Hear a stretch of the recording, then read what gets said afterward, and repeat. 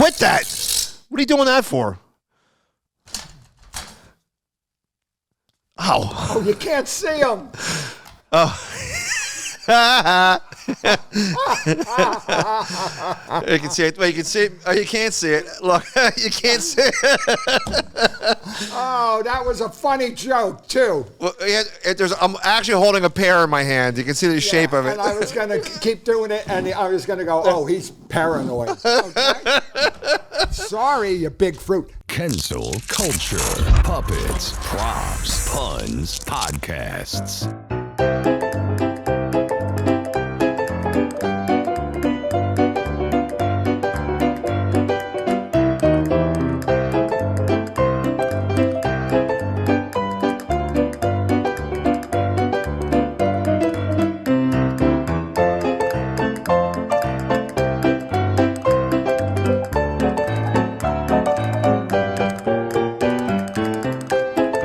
Ladies and gentlemen, welcome back. And this is Kensil Culture. I am the legendary Wid. And right next to me, for the first time in a long time, it is the one, the only, John Kensil and Kensil Culture. John. Thank you very much. Wid, I got dressed up tonight, like my little suit here. Yeah. It's Armenian. Armenian? Salvation Armenian. I'm you. He looks good in anything but a mirror. Wid. No, that's no reflection on you, John. I'm only doing that. I'm so mad that this... You can't see. Oh, that's... Notice where it comes across as like black with orange on top. Notice where you can see the orange on it. If you're up in the air, there's a... Oh, it's black. It looks like a black hand grenade. Yeah. Wid. Whoa. Wid loves smashing people's dreams. Yeah, I do. And ruining everything. Philadelphia is known for the home of Larry Fine and Curly Joe DeRita from the Three Stooges. Oh, wait, I have it right over here. Right there. And in case you didn't know, okay, there's Larry Fine right there. Right. Okay, and he is also known as Porcupine because of his wild hair, and he is. He was born around South Street in Philadelphia, around South and 3rd. And he is, in my opinion, one of the funniest deadpan comedians out there. Okay. Oh, yeah. And it was just ridiculous. It's What are some quotes from Larry of the Three Stooges? We know that Mo goes, why I oughta, and we know that Curly goes, woo, woo, woo, woo, woo. But what are some of the quotes that Larry has? But Mo, what's the big idea? This is all your fault, you. Right? The hubba hubba kid. Yeah. Boy, you sure are the hubba kid. Hubba. Get out of here, crack. Okay, I just want to do this slap. Mo, that's my banana hammock. But at 3rd and South Street in Philadelphia was a famous restaurant bar called John's and had a giant mural of Larry Fine on the wall. But Wid knows a fact about it. Well, I was right there when they were putting it up. In fact, I didn't know about it. And I was driving down 3rd Street, because it's on 3rd and South, in my old beautiful station wagon. I don't know if you kids know what a station wagon is now, but it was long and extended. But it was the SUVs of the day. I was driving there, and I looked out my window when I was stopped at the light, and there was a woman who looked exactly like Larry, okay? Joey Behar? It was, well, that's your view. But no, it was actually Larry's sister. And they were dedicating the mural that has Larry playing the violin, which he had to play the violin, or he was taught the violin at a young age, because his father, he was just about to drink something in his father's printing shop. It was acid. It was acid, and he spilled, and the father hit it out of his hand, and it got all over Larry's arm, and he was. Larry. And so to strengthen that arm, they had him playing the violin, and that's why you see him doing that every now and then. But the beautiful mural up on 3rd and South is still there.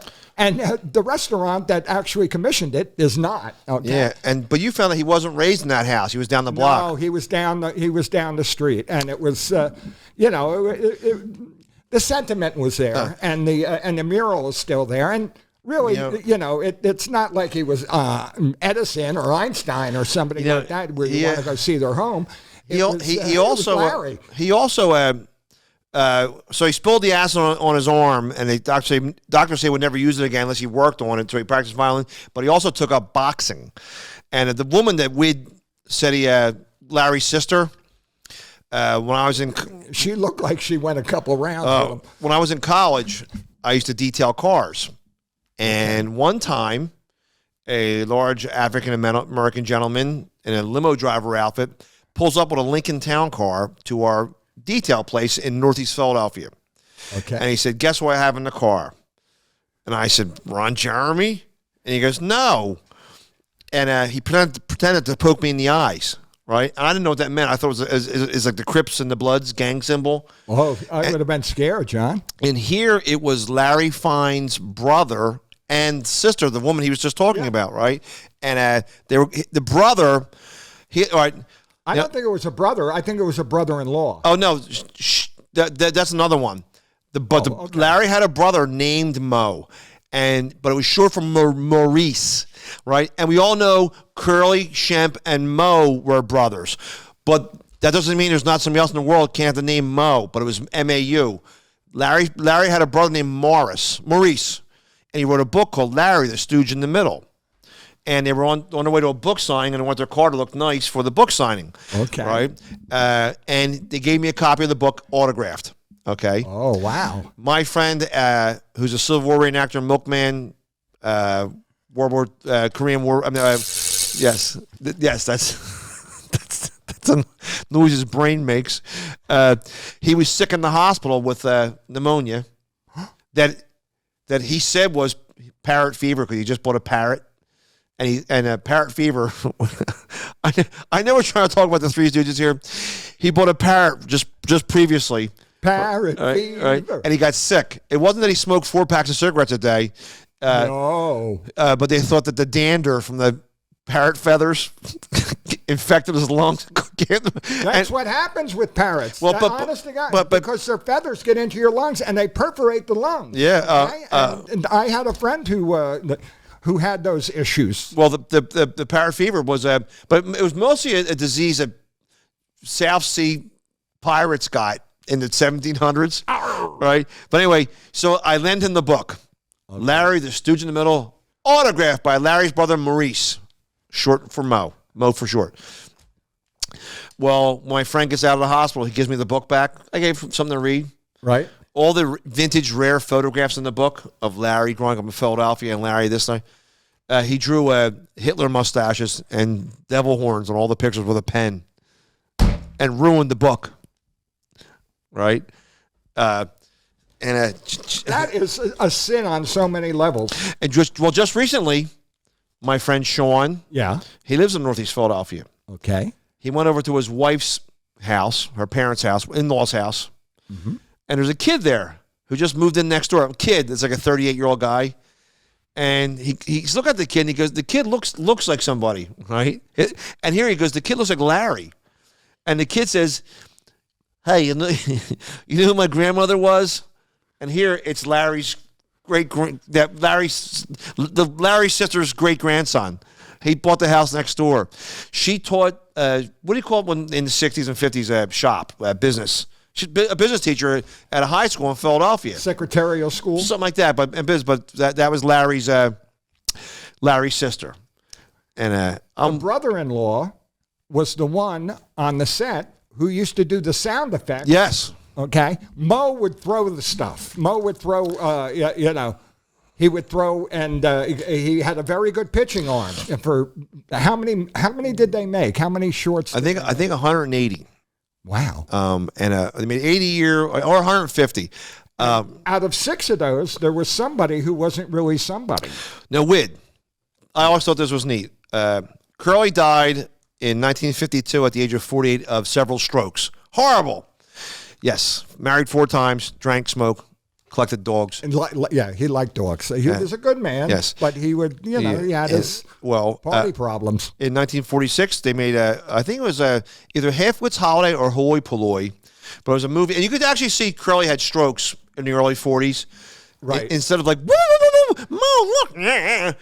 By then, he was like, woo, woo, woo, woo, woo, woo. But Mo, don't hit me with that hammer. His voice is all high and tinny. He lost weight. Wasn't that weird when you were a kid because you didn't really know about the effects of strokes? Oh. As you got into adulthood and were able to know why Curly got that way. And it was weird, too, because you can actually see, too, Curly on some of them, too. What they did, too, was they were like the dollar store, the Columbia shorts, because there's episodes where Curly's definitely skinnier, older, problems, he couldn't remember his lines, and they put in scenes when Curly was from 12 years earlier, where he's young and vibrant, running around. Oh, Mo, there's my banana hammock, right? And but it was so anyway, he had a stroke. He couldn't get out of a chair. That was it. So the third Horowitz brother, he came in as a replacement. Yes. And that was Shemp. And Shemp. Shemp's name was Samuel. And the Stooges were Russian Jewish gentlemen from New York. Their grandmother couldn't pronounce Shemp, the American version. His name was Samuel. She used to say Shemel, and it became Shemp. Wow. Right? I did not know that. And so that was his nickname. But also, too, he was the original Stooge. And he quit. Yes, he was. And went off on his own, and he was very successful. He made a lot of movies. The Joe Palooka, Joe Palooka movies he's in he the, made. he's in the Bank Wang with W.C. Fields. Yeah, and he was a character actor for a while, and he would show up in in the most unusual movies, usually Columbia, because that was the and he had a real studio they worked for. Supposedly, someone said he was voted the ugliest man in Hollywood because he had a real rugged face, like long hair and a big giant ears. Yeah, Craigie. Yeah, his face was like Shemp was Craigie, so he replaced Curly in 1946. Okay. For the next several years until 1955, he had a brain aneurysm or a heart attack, and he dropped dead in the back of a car or a taxi cab coming back from a fight. He was coming back from a boxing match, and he lit up a cigar, and then somebody said, "Hey, what's happening?" And then there he was gone like that. Yep. And what was interesting, though, they were under contract with Columbia. Yeah. They still had about 8 more movies to make. All right. I think they had. I think he was in 6, where he wasn't him. Well, yeah, and if you watch it, next time you watch the Shemp one there, it's really funny because they use footage. There was like outtakes and ones from previous ones, but then you'll see the later ones. You see Mo and Larry go, "Hey Shemp, you go down the hallway there and look for the giant gorilla." And me and Larry will go over here, and they'll show Mo and Larry go off that way. But you'll only see the back of Shemp's head, right? And you hear, right? And you hear, and it looks just like that. Right? That's Curly. Right? But and so you see his back facing Mo and Larry, and you hear, and they got a guy who did Curly's voice. Shemp's voice. And here it was called a fake Shemp. Now the Stooges were all about 5'5", 5'6". They were short guys, right? The guy that got playing Shemp, 6 foot tall, and you could tell it was not Shemp. And it was so obvious. They show him from the back. See my shoulders now? They're going straight. That's what it looks like. He's like. This was before, folks. This was before CGI. You know, now they would just have it CGI. But what does Shemp look like? All you saw was the back of his head. Yeah, and they didn't even dub in. They must have got an audio of Shemp going. And he just runs away, right? And it was so obvious it wasn't him, right? And it was ridiculous. And even you're a little kid, it's blatantly obvious it was not Shemp. Okay. You wondered about that, didn't you? Well, I just read something interesting about it. They did that a lot in movies when an actor drops dead and they had to replace him. And there's a movie called Gladiator with Russell Crowe. Yes. Who's that hammy British actor?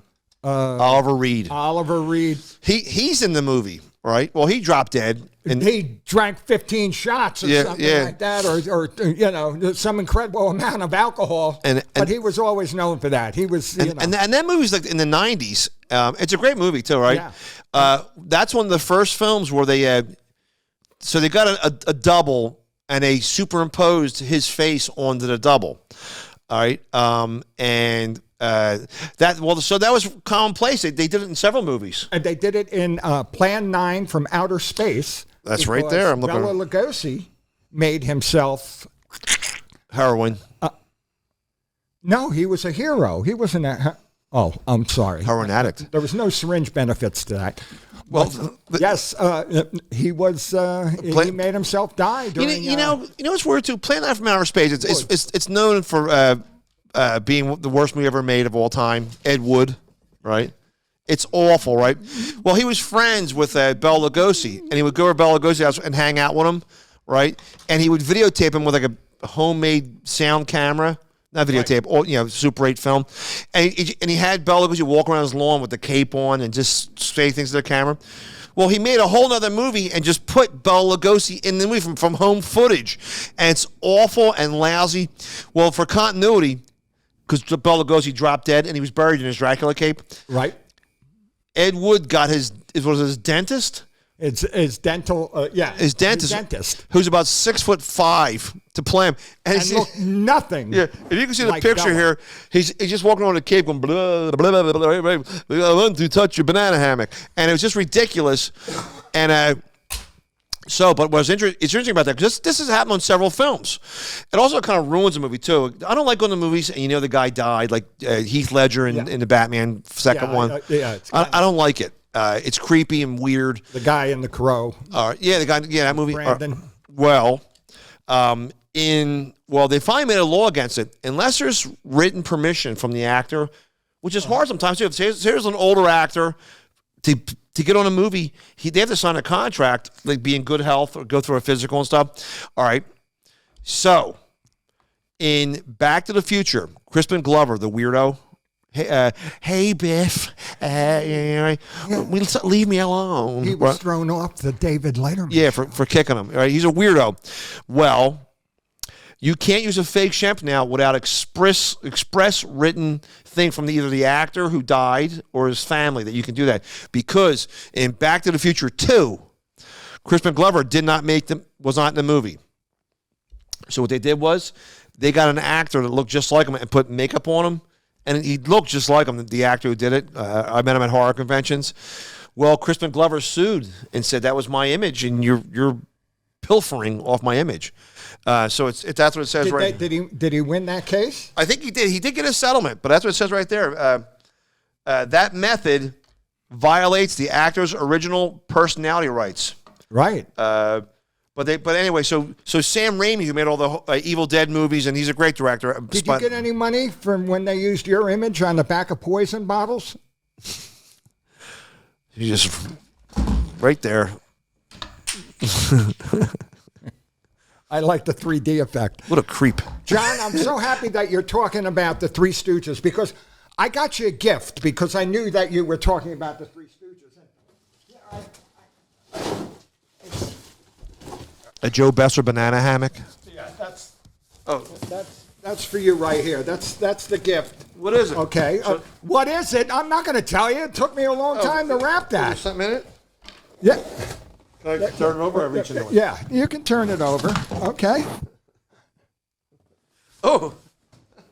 Ladies and gentlemen, seeds. I looked a real lot around to try to find this, and I have no idea. What the hell is this? I have no idea. But it's from Free Comic Book Day, but it's the Three Stooges on the front. I don't get it. They're bionic. They're bionic. The Bionic Stooges, yes. The $6 million men, $2 million apiece. But I don't know what's going on, but it's the Three Stooges as superheroes. Oh, very cool. And within the, you don't mind me opening this. Within it, you can see that there is an advertisement. Let's see. Okay, it's Comic Book Day. I forget what day that is, but look, I'm going through every one of these. Here it is, right here, John. Did you know about these, ladies and gentlemen? It's 2023, isn't it? Yes. Yes, and soon to be 2024. And yet, the Stooges are still popular. Yes. Show them this, What is it? Trading cards? No, it's not trading cards. They actually made comic books of the Three Stooges. Oh, yeah. In I think that's 1996 or something. Oh, very like cool. They're that. going to reprint them. Oh, that's neat. Even though it's not that easy to hear, woo, woo, woo, woo, but reading it, woo, woo, woo, woo, woo, woo. Come here, porcupine. I'm warning you. But this is really cool. I ought to poke you in the eyes. I think that's it, isn't it, John? Yes. Hey, ladies and gentlemen, this has been another episode Pop Culture Magazine, right here, Kensil Culture. I'm Legendary Wid, and here he is, John Kensil, and we thank you. Press that subscribe button. Share it. Tell your friends.